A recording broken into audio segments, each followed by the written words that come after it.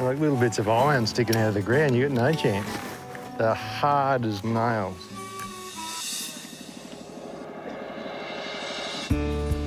We pull into the now unmanned Cattle Creek outstation. This is all part of the 1.2 million acre Wave Hill property. What's in this one, eh? What's all this stuff? Look at this. That's what they pump water out of the bore. That sits in a case, tight fit. Hey. And that's your casing into the rod. That slides into a casing, and as the pump turns, that little groove catches the water and pushes it up. Pull it up there. There's a bore pulling tool down there. This slides in, and the casing locks into there, and that falls, it's up top, and that screws onto the next rod. Pull it out, and just continually go like that all day till you get the bottom of this one, or wherever it snaps. So you could be swinging off that thing all day long. Oh yeah, mate, all day long. That sounds like hard work. So the key to this whole expedition is to find these little pinpoint, these markers that, you know, the people before us, like Dick Smith and your grandfather, they found these little pointers. And one of the major landmarks was a thing called a sinkhole. And we've got to find this sinkhole. The sinkhole is what the planes, when they first found the aircraft, is what they saw from the air. Yep. Like, you can't miss it. But Cattle Creek's here, so we got to head down to Fisher's Bore. There is talk of the Kookaburra Bore. They named it after the Kookaburra Plain, but what I'm noticing here is there's not a main track down to this corner. We need to be down in this corner here. Yeah. And then once we leave, that's the boundary of the property. Once we leave that, we're in no man's land then. That's it. All right. So I reckon we get down to Fisher's Bore. Yep. And then Stewart Bore. Right, and that's probably where we might be able to set up base camp at Sinkhole. I don't know. How far from Sinkhole? Well, that's about from that corner fence. See, that's a fence line. From that fence line, it's about 6 k's. You don't want me just to wait here, or do you go and have a look? What are you going to do here? I don't know. We'll get the station cleaned up and we'll get the Jenny going and... Oh, you're going to get... All right, so... We'll be working again. Yeah. How about if you get lost out in the desert, we can send a search party out for you. Oh, let's just go.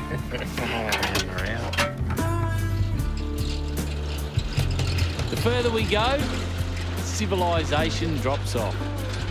The bores are shut down this end of the property, so the cattle have gone as well.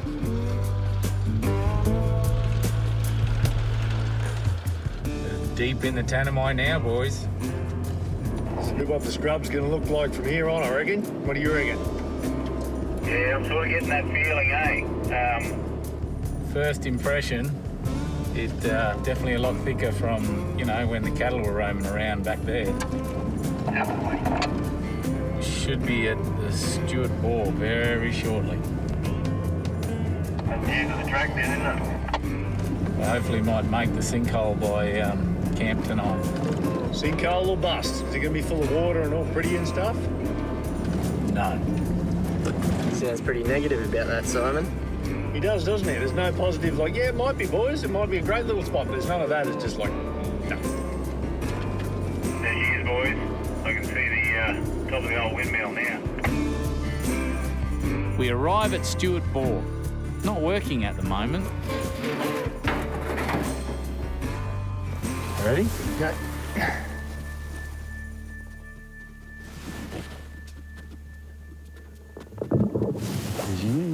There's water in there. There's water in there, all right. No, you can hear the rock going ding, ding, ding, ding, ding. Yeah. And then ding, ding. Cool. Obviously, they've water in the desert, see?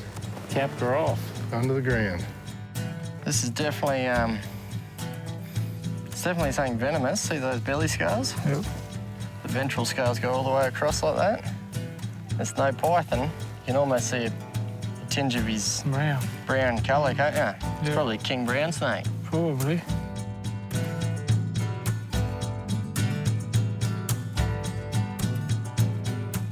Well, they are mad for climbing that. The rest of it's down there. Oh, can you see that fence line? Yeah, it goes along here and then it kicks and does a dog leg and actually does head towards where we want to go. Well, that's where we want, so That track there lines up with the corner. We climbed the windmill to get a lay of the land. And just as we suspected, it looks the same in every direction. Like we said, it is a featureless landscape out here.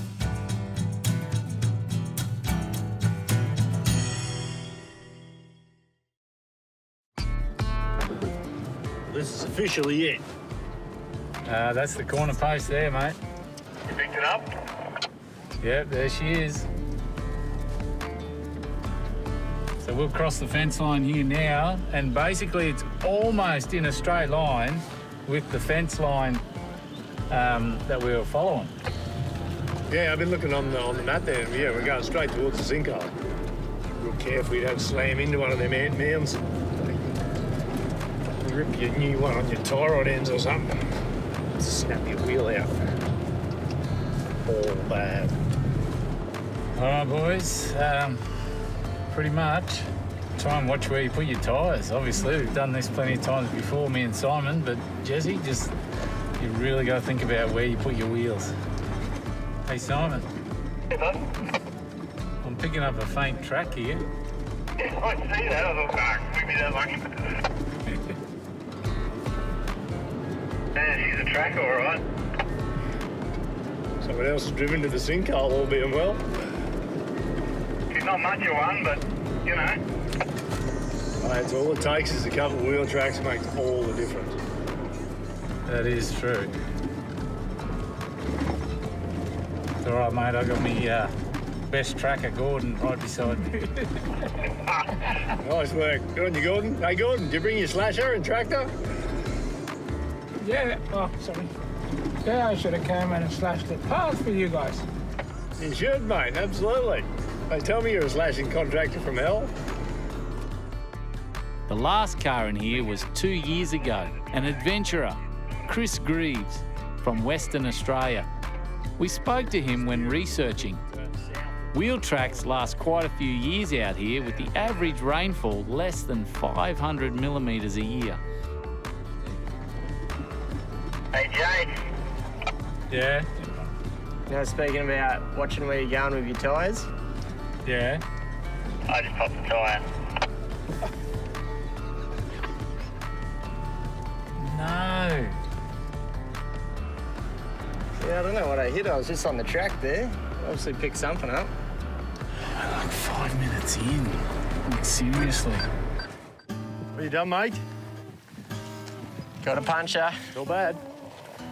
About 100 metres into the off-road section. And you found the hole? Yeah, it's a bit of a tricky one too. It's on the sidewall. On the inside? On the inside. And it's a stick still in there. Have a feel. That's a carton made at home. A carton. Oh, yeah. Got a carton. Oh, dear, that's a proper one too. Yeah. Is it? Yeah, it's a good one. You don't want to go start putting fresh tyres on. You want to try and fix what you got. We'll pump it up, get the jack under there. This is Tyre Workshop 1. And I'll tell you what, we've been warned by station managers, Gordon, who is a slashing contractor, Dick Smith, and numerous others. This country just destroys tyres, no matter how tough. The burnt turpentine scrub may as well be steel Rio sticking out of the ground. It's that hard. They're like little bits of iron sticking out of the ground. You got no chance. They're hard as nails.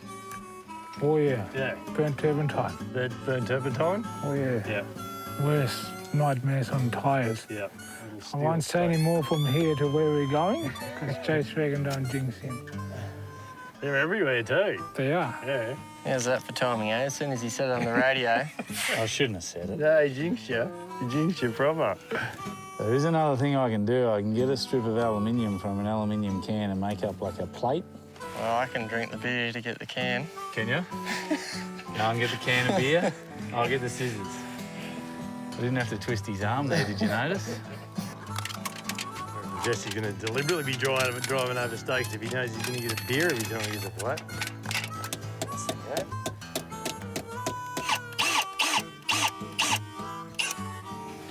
Well, I've said it before, and I'll say it again. You guys are pretty handy in the bush, eh? Bush mechanics at its best. Can't be much further, buddy. How Yeah, I can see it. Gordon pointed her out. Really? Yeah, right in front of me. Oh, 100 metres. what can you see? All in the ground.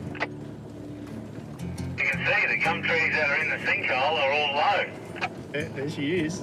Oh, gold. There it is, right in front of us. Well, we found our first reference point well. There she is, boys. That's the sinkhole, eh? Definitely a big hole in the deck, buddy. It is. Well, there's supposed to be this cavern thing, but it's not there. I can't see it. Yeah, right. It's filled in.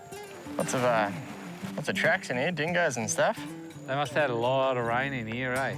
Because it's just been a lot of water in here. Well, this was the piece of the puzzle we needed to find first. We'll set up camp, eh? Yep. There's no mistaking these tracks.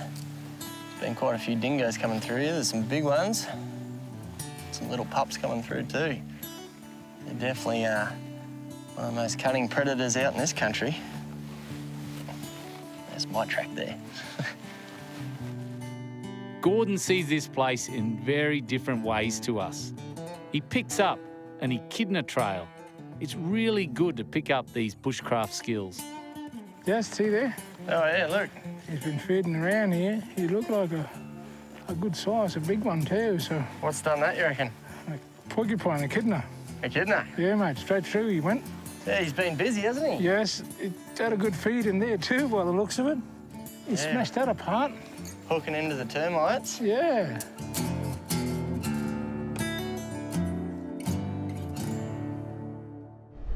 Want full episodes of All for Adventure ad-free? Go to unleashed.tv for our full library of content.